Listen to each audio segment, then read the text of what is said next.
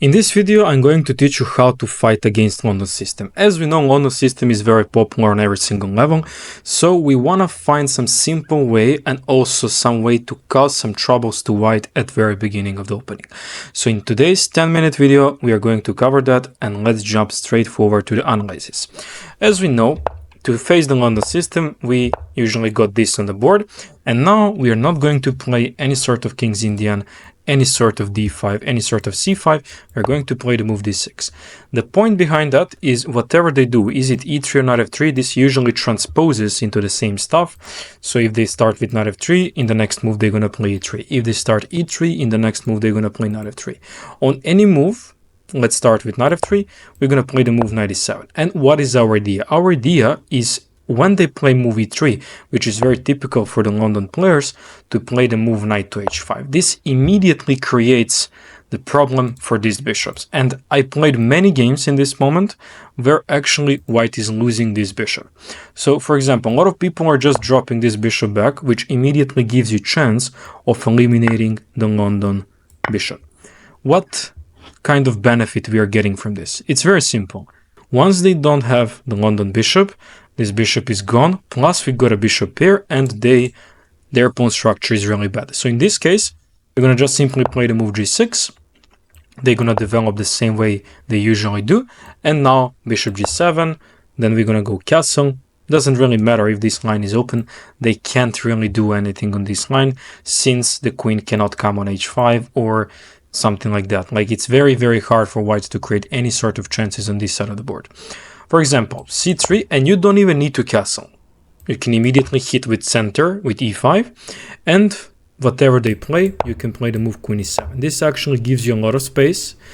In some of the lines, you have also the opportunity to push e4, which actually makes a fork on these pieces. Also, there's a lot of threats for the king on this line. So if they castle now, then you can castle completely safely yourself. Even though they don't castle this way, you can also wait with your king in the center, trying to see what they're gonna do. For example, if they play queen c2, typical move, trying to create some problems in case of castling, but you don't need to castle.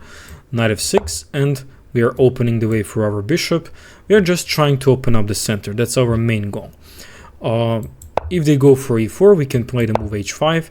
If you remember, there is no h3, so typically this square is going to be nice kind of outpost for our bishop or knight, so we can actually create a very nice control over that king side.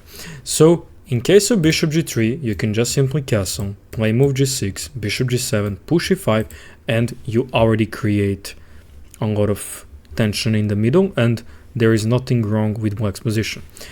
Okay, what they can else do? They can play move bishop g5, which is typical also, just because they want to avoid any sort of capturing. In this case, I had one game where you should play move h6, also like I did in the game, and after bishop h4, we play the move g5. So yeah, we are opening a little bit of kingside, but at the same time, we are managing to capture this bishop sooner or later. So we don't need to capture immediately, since this bishop can't go anywhere. We can postpone our capturing, so I would recommend you to develop your bishop, be ready anyway in the next move to push e5, but in any case you can capture this bishop here. So as typically, let's say they develop this bishop, you can simply play the move e6.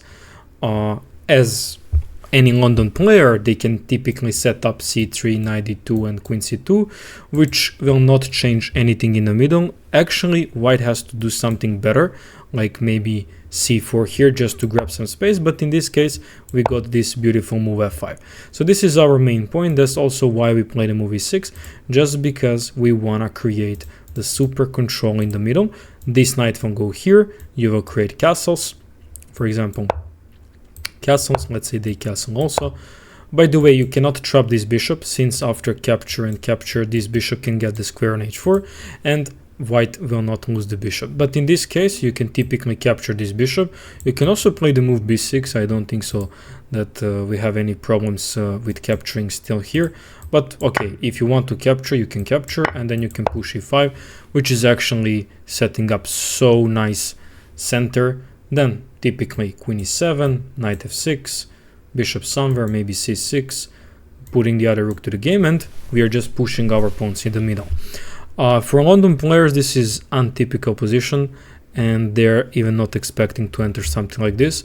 I always like to counterplay every single opening with something which is not typical. Wanted to create some deep side lines, which is of course not the best according to engines, but in practice it's really hard for your opponent to face it during the game.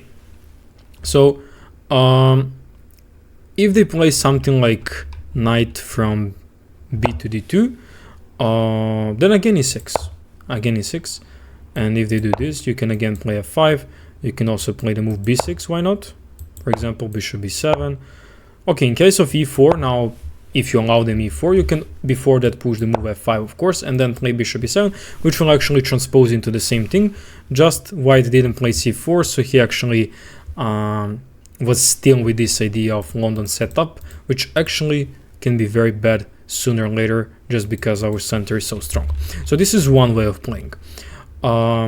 If they do anything here like a knight from f to d2, which is possible, but I'm not expecting anyone on beginner level to do this. Usually a lot of people will just bring the bishop back, but in that case, just to tell you, you can play knight from d to f6. It's a very important move, just because you want to still stay connected with this square with this knight.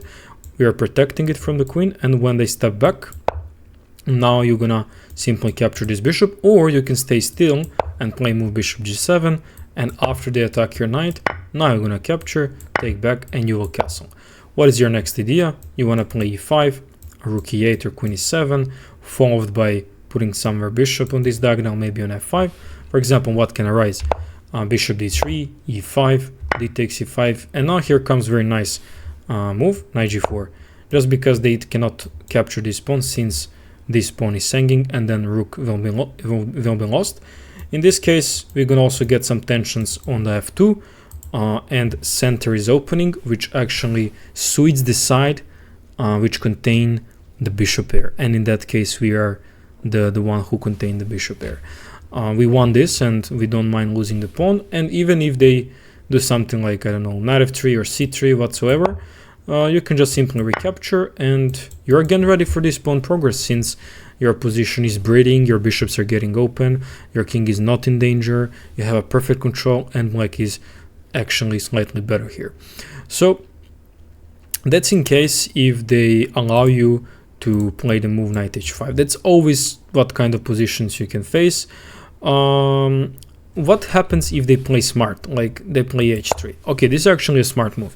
So in this case, we cannot really do any more this. Now we are transposing in King's Indian line, where you can simply aim for the same idea. You go g6, they will play, let's say, e3, you will play bishop g7, they play c3, you castle, they just do typical London setup, but now we don't have this idea since bishop can come back to h2. You play rook e8, and this is your whole point. Like you wanted in past lines to play e5, but it was much easier to play e5. Now you need to prepare it a little bit with rook e8 or queen e8. When they move this bishop back, or if they play something like, by the way, playing the move bishop d3 is a blunder. Do it to e5 and then e4, losing a piece. A lot of people can make mistake, and a lot of people can lose the piece here. I know because of myself, on this level, FIDE Master level, I won many games by white completely forgetting what he will face after e5. That's why they're putting the bishop back, or they're playing the bishop to e2 just because they will avoid the typical fork in the middle. So e5, and now when they bring the bishop back somewhere, is it g3 or h2, doesn't really matter. Let's say g3 just in case of keeping the eye for the king, or keeping the possible regroupment for the knight from this square, but okay, this is some advanced options. Now e4, knight h2, and a5. So typical position, King's Indian position, gaining the space on the queen side. What we usually do here, queen e7, h5, knight f8, bishop f5. So if you are King's Indian attack player, you will actually like this position, since you got completely same setup, but only difference is that this bishop is not on c1 as in King's Indian attack. This bishop is here out and looking on this diagonal, which actually gives them benefit in defense on the king side, but position is still very nice for us.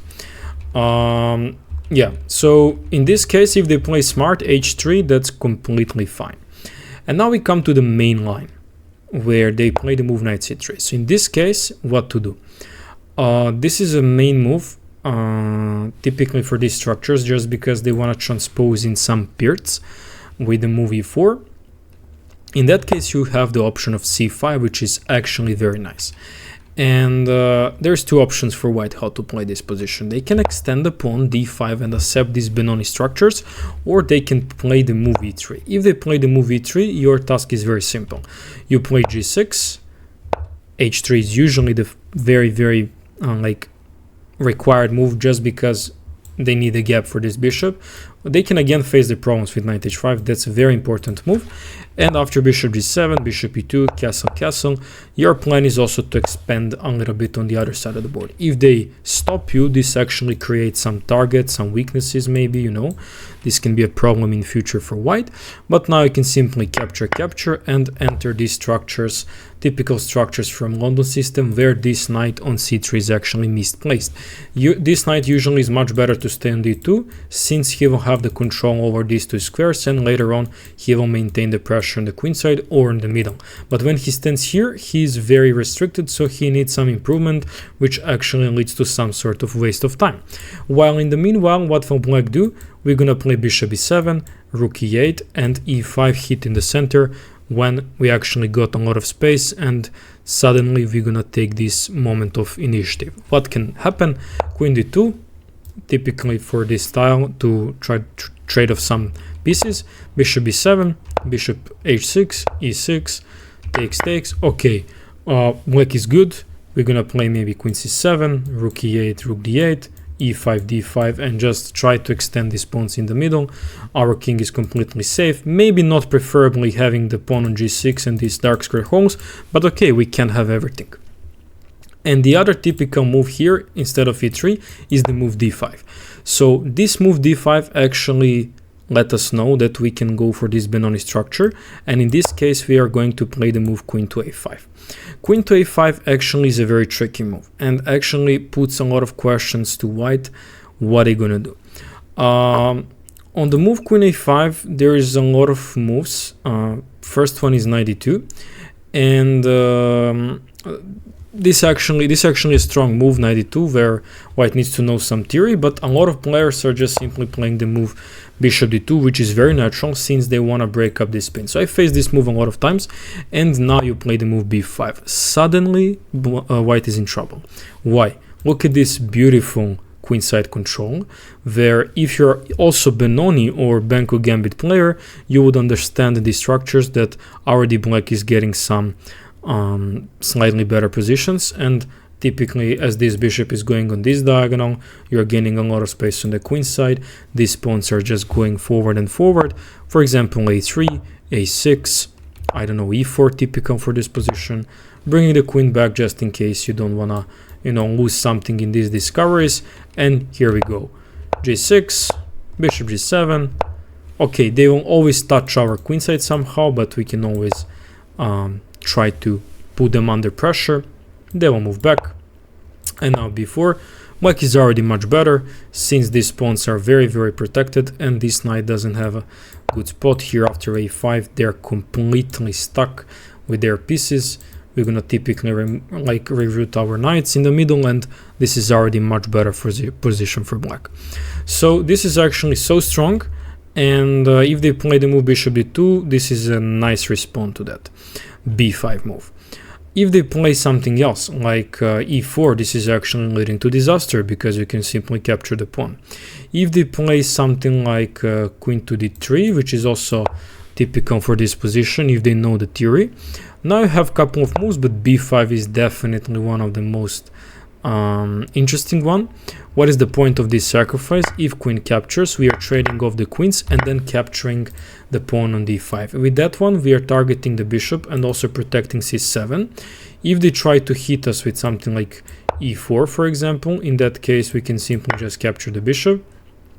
And after they go knight c7, king d8, knight captures here, bishop e7 will actually regain this knight, and we're gonna typically have 2 minor pieces for the rook.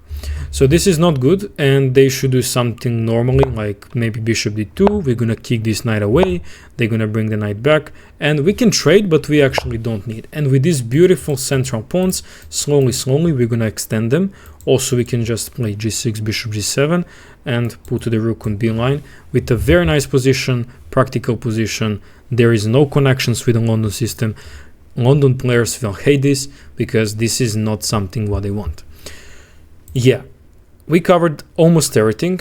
I wanted to keep this as a 10-minute video, so next time, if you like these kind of versions of short openings, ideas, you can like it, you can comment, and I can create a second part on this London idea, so we can discuss it later. Don't forget to subscribe, and see you in the next video.